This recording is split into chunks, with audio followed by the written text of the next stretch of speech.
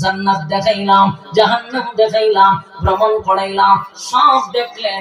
এবার আপনি দুনিয়ায় ফিরে যাবেন। বন্ধুর কাছে বন্ধু জানতে চাই, দুনিয়াতে যে চলে যাবেন গো নবী, আপনার মনের ভিতরে কোনো কষ্ট আছে? আল্লাহ জিগায় নবীর কোনো কষ্ট আছে? আল্লাহ নবী বলেন, মালিক এত আনন্দ কোথায় রাখবো গো? সুখের কোনো উপায় নাই, সুখের কোনো সীমা নাই।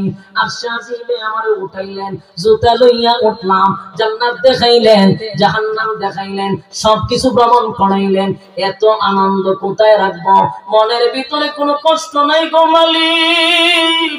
সামান্য একটা কষ্ট লইয়া আমি দুনিয়ার জমিনে পদার্পণ করব।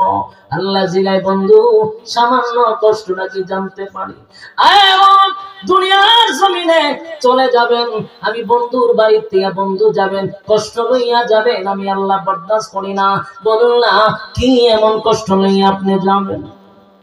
নবী বলেন, মালিক আমারে আপনি 7 আসমানে টপকায় উঠাইছেন, মেরাজ করাইলেন, আমার উম্মতরা কি মেরাজ করতে পারবে?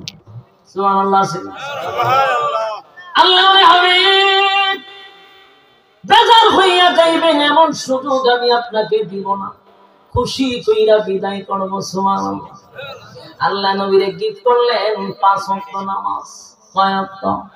5 ওয়াক্ত নামাজ গীত করলেন, আর বললেন, বন্ধু আপনার সঙ্গে মেরাজ হইলে 7 আসমান টপকাই।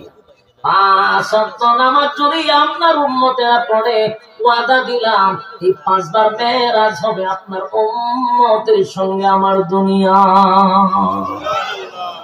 সুবহানাল্লাহ।